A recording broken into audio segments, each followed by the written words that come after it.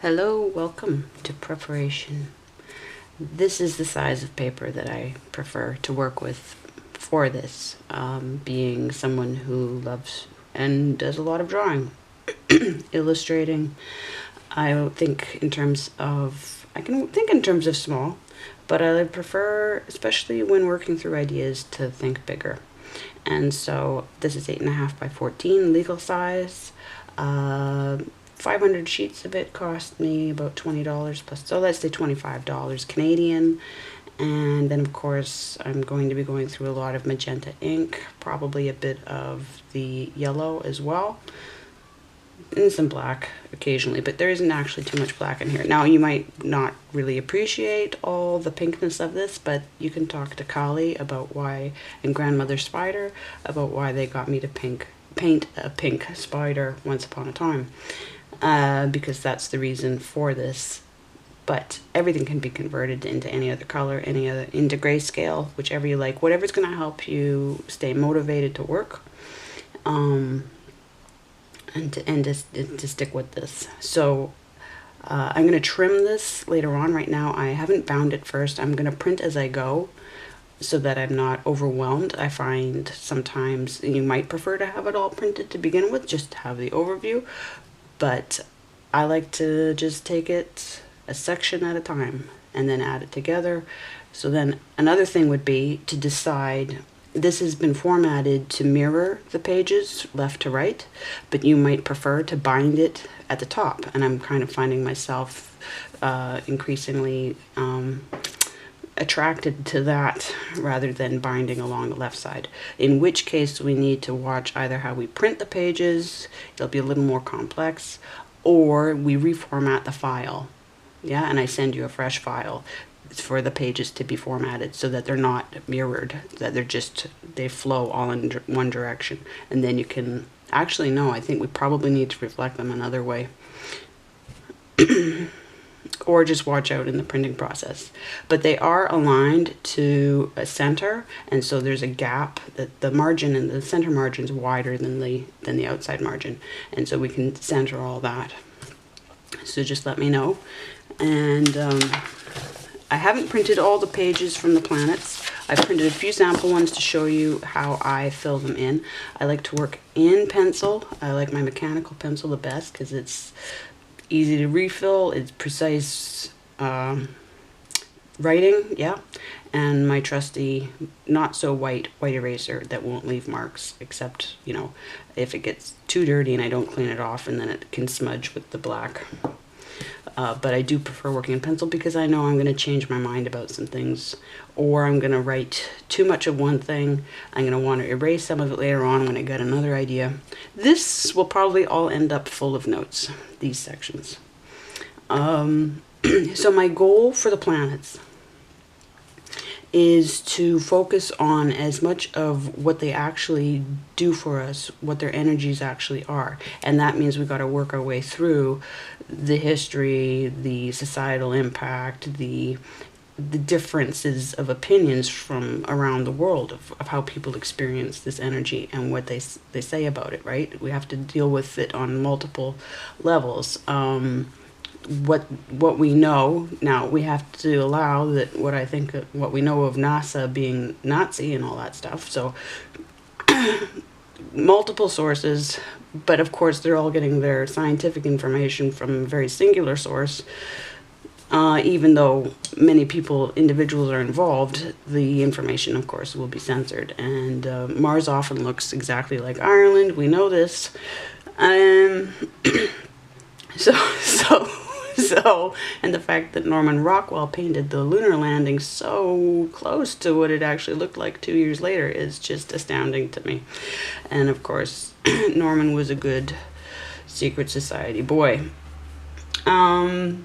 So I've put in links to resources that I think help give some perspective. There is an emphasis to clearing up the Greek and Roman, because I'm using those names because we're going to be coming across them so much in most of the astrological stuff that you look up.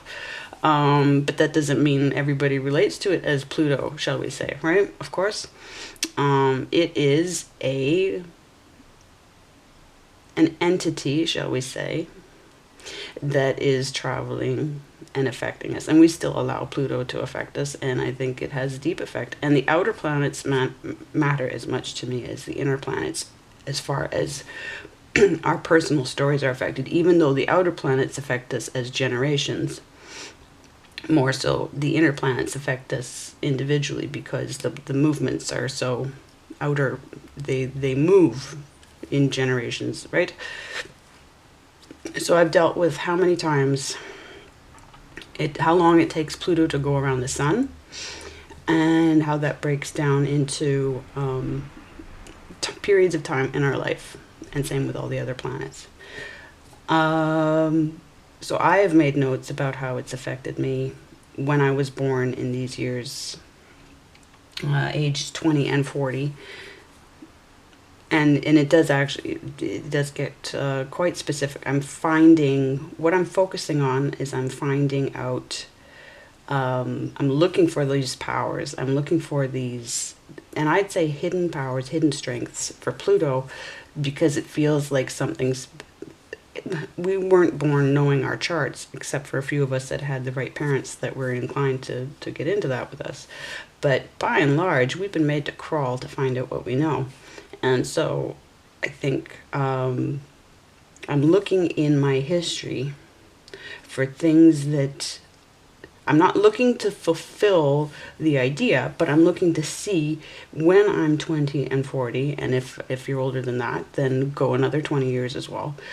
What happened around in those times? Be fairly specific. Don't try to make 19 fit. Don't, because there's another planet for age 19.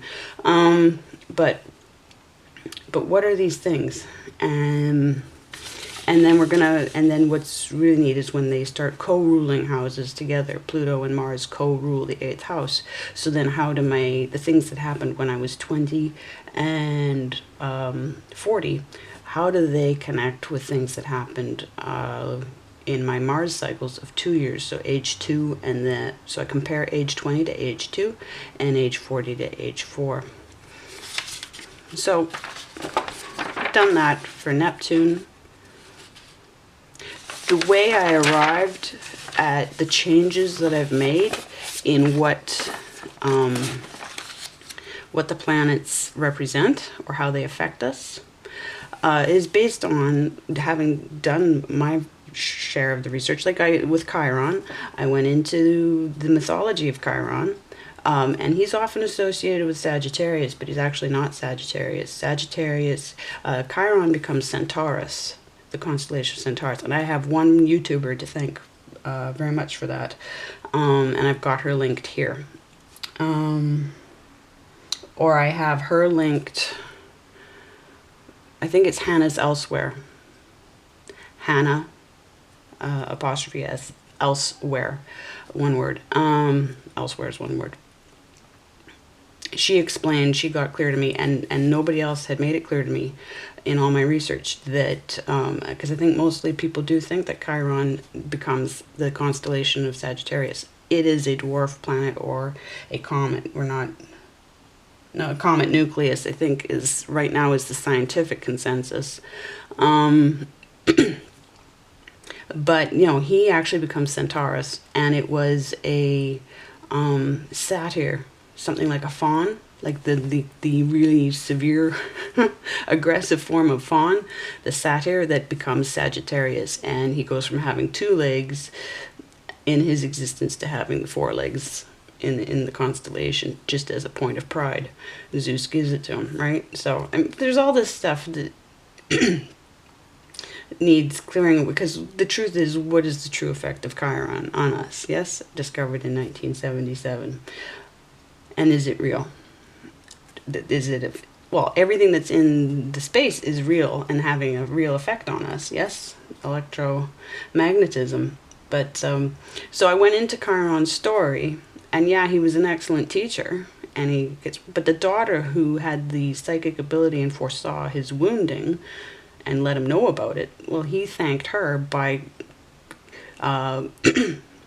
silencing her, casting a spell on her, or yes, putting a curse on her that made it impossible for her to speak for the rest of her life. I really think that that's kind of a drawback, and so I changed my opinion of it. It's like, no, Chiron can't just be this good guy. That's a thing that really needs paying attention to psychologically. All of these little, like, you want shadow work, never mind us. Let's do the shadow work on these guys that we keep crediting. And of course, whoever is not affected by Greek mythology, which is based on Sumerian mythology, yes, which might not be mythology at all, you know, but there are plenty of people in the world that weren't affected by it that have direct connection to the effects of this energy, right? So they're going to see it as how they see it. They've created it, you know, and we have to pull all that together, and maybe nobody knows about it at all. And so we keep getting fed breadcrumbs. So that's, I got Uranus, I did these, I got Neptune done. I'm going to get through all of them. Yes, I am. And here again with Mars. And I put Mars as the heart because Mars actually traces a heart around Earth. If you look up the Earth-centric paths of these planets, Mercury in a year will draw a 3-leaf clover around Earth. Venus draws a 5-petal rose. They call it a rose, a 5-petal flower every 8 years around Earth. It's really amazing. It just tells you how somebody's completely obsessed with patterns. And so Mars does this singular retrograde motion around Earth that creates this heart. So far as I call, in a year, yeah. And so, sorry, camera timed out. And when I looked at Mars, and I thought, well, Mars, and he was not loved as Aries in Greece, except for the Spartans, because he was good at what he did, and it was unattractive to the rest, distasteful to everybody else. But I thought, yeah, but he goes in, and if you do it well, and you fight for what matters, you do what you're supposed to do, according to your nature. Not that I'm a warmonger, but what do we normally fight for? Psychologically, when we get to Mars energy, well, we're not talking about psychoses or mind control and outer war. We're talking about what compels us to get up and fight for something, and who to fight for, and what to fight for. And yeah, that can go wrong, but we're driven so much by what's in the depths of our heart for that. And I thought that clearly, in that sense, it's Mars is our heart. Mars is our love and loyalties. I think I actually meant to type love in there, and I got to go back in and fix it. So we matched that with, say, with Pluto's energy, and there are these pages, right? And we're going to do the same for the other planets, but you match it with Pluto and Mars, and again, like I said, I go back and I match age 2 and 20 and see what came of that, and 4 and 40, and it's, sure enough, things really sort of start to pull together that I hadn't thought of before. And I don't want to say too much about my own personal details here and now, because I don't want to cloud your thinking about what will come up for you. Somewhere at some point I will get into them, if for interest's sake, okay? So, but then just to finish up, at the beginning of this section, I put it now, but I put it on later, but it's really back on page 38. This is where we insert your birth chart, and whichever chart you want to use, if you want a pink spider combined chart, or if you want to just stick with, I would recommend, I believe it's charts at Astrology. The link for it is in the book, and do a sidereal placement, because otherwise you're off. You're off. The tropical just isn't accurate to the stars. If you download, if you either open up on your desktop to Stellarium, or you on your phone you get Stellarium or Sky Safari, then you can just watch everything in real time, according to, as much as we trust whoever's got the information, right? But Stellarium is two French brothers, I think. That's a project that they came up with on their own.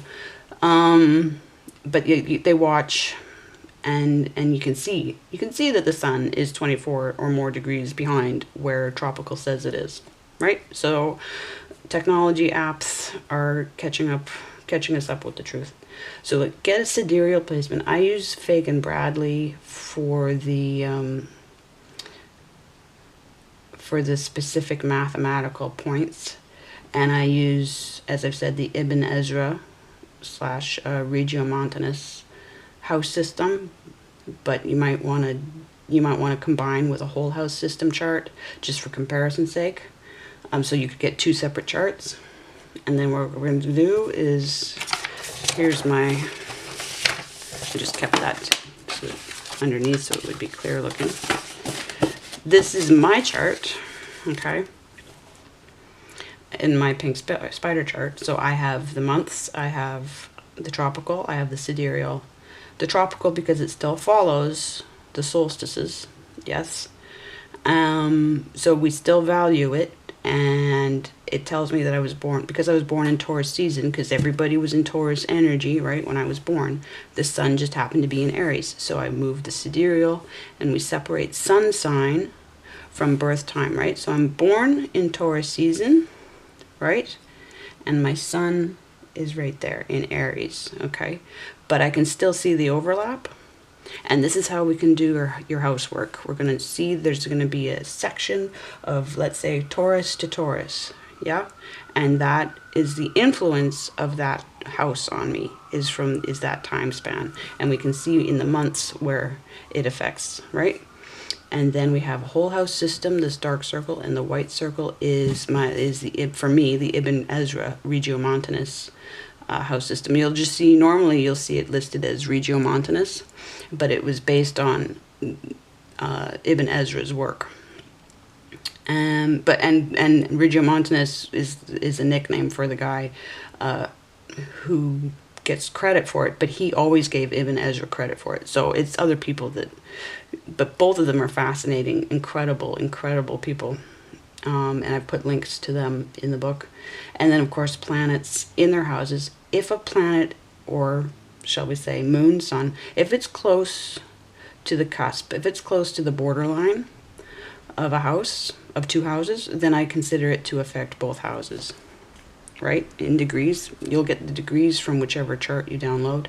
I'm not specific to the degrees here. I've got little dots, yes, where they're roughly placed fairly accurately, but to me it's we're going to work with approximates here anyway to get to the accuracy.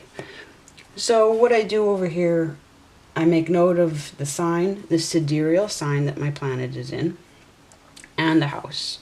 The house that sign rules. Not the houses that are in it, because that's more complex. We're getting to that in a minute. But the house that sign that it is in rules, okay? Because then we get to the end of the preparation section, right? And this is the blank version.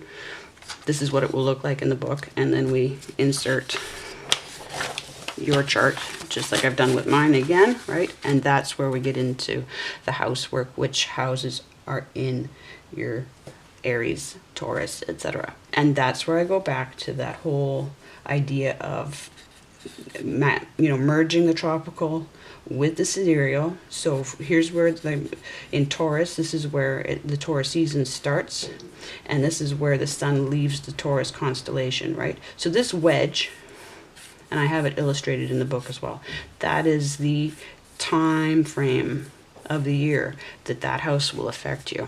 So then it's a composite, especially with whole house and whichever other house system. I combine all of those in here, right?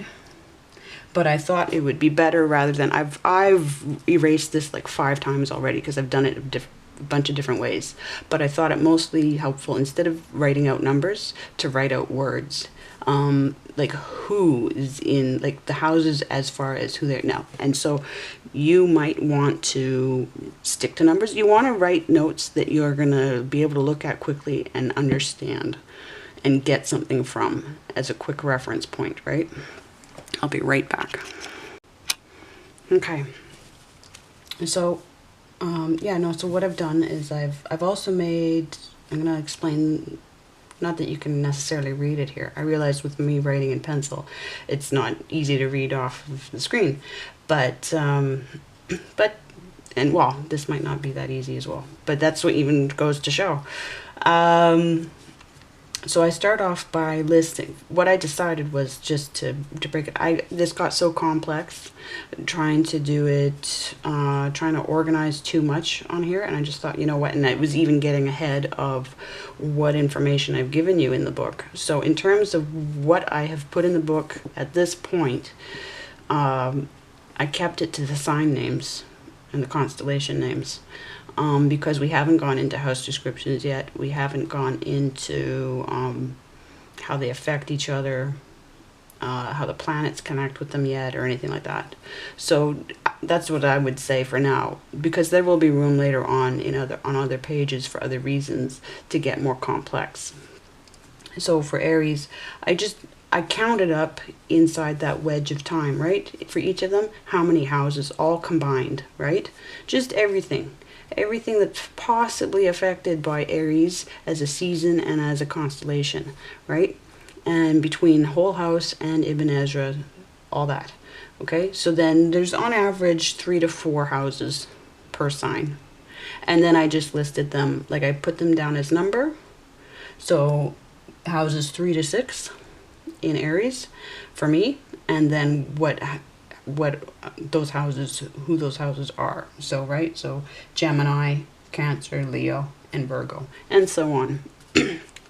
Then what I did do, and you might come back and do this later, I just did this looking ahead, because again, we haven't got into this yet, and we need to talk about, well, I have referenced already in the introduction why I've changed the classifications of earth and air energies, so that the cardinal, fixed, and mutable are applying to different names now, different signs now. Because what I've done is I've checked in those signs for, according to me, and you can do it according to the classical classifications if you want to Ptolemy's. Whatever suits you. This is an exploration, and then you find out, right? But whether or not, how much cardinal energy is in Aries for me in these signs, how much fixed, how much mutable. And mutable means being dependent on the actions of others, right? Not just changeable, but being dependent on, and there are definitions in the book, right? So I've made note, just because it's a nice little side area to make note, and it came into my head. Work intuitively, hop around. I might not fill in all the planets at once. It might be too much to do in the time that I have. This was supposed to publish a couple months ago, and my guides just kept, they did so much. This went through 4 deaths in the last couple of months, and the night before finally trying again to publish, the whole file got corrupted, and I had to build it from screenshots of an earlier PDF version. And of course, keep up backups. So whatever you're doing, if you're doing this online, if you're going to edit online and use text boxes, then you might want to keep 2 files of it on separate USBs. Okay, because I didn't, and it's a sizable file, right? And it's going to be a lot to lose. You might want to print as you go, even if you're editing online, if you're typing into it, okay? And then you have a hard copy no matter what. But I would keep 2 files on 2 separate USB sticks. These are luxuries, I realize. This can be done, you could use the file of this as inspiration and keep another journal somewhere based on. I've done that. I've bought expensive journals, used them for one purpose, and I can't afford to keep buying them, right? So then I took just a cheaper notebook and just followed the patterning of it, right? So use this as a virtual inspiration, an online digital inspiration, and make your own notes based on the flow of information, yeah? But work intuitively. Things are going to pop into your head. Make a note of them anywhere, yeah? Especially if in pencil, then they can be erased, whatever, if it's bugging you. Because your guides are gonna, and if you need to know who your guides are, if you know who some of them are, but not all, we'll get there. You're gonna know them by the end. I would say within the first 2 or 3 months, you should know who the major guides are. They will always hold some in reserve to surprise you when the time is of their choosing. But yeah, hop around and come and go. This, if one plan, I don't know how they're going to prioritize for you. If a planet needs to be known right now, understood right now, and just that planet, you know, that kind of thing, you know? And that's basically it for now. We're going to hit it hard. I'm going to hit it hard. Coming up, I'll be back right before March 20, somewhere around March 27th or so with the next section. This is an example of course, what we can all accomplish when we print something the wrong way. So we don't want this, right? It's an expensive loss of ink. Never, the paper isn't so bad, but but what I did was, of course, I got arrogant and I did not mark an X on this the first time I did it, right? To keep track of which, I knew it was printing face down. What I did was I flipped it, and you don't want to flip it. You want to take it out exactly the way it comes out, at least with my printer. And you might have a double-sided printer. I do have one, but it's not functioning right now because it's a very expensive laser printer. So this is my Canon inkjet working for us, and so I just need to feed it right back in with the printed side up, yes, and then but keeping the page number side on the same orientation in the printer. So what I did was I flipped it, of course, and then I should have just known that it was upside down. Now you might want that if we're going to flip it this way. These are things to think about. So maybe do a small sheet first, just so you don't use up too much ink the first go around, if that's what you're doing.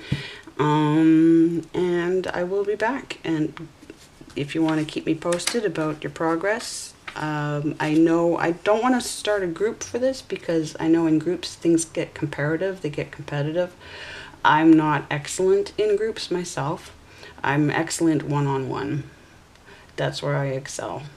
And it's excellent in Excel. Yes. Okay, time for me to shut up. But I will be back, and thank you so much. Best of luck with your preparation. Bye-bye. There's one thing I wanted to mention about Chiron that I forgot to, so I'm back with one final thought. Because I am not yet 50.45 years old, I divided it in half. And I should add that to this the next time I publish it.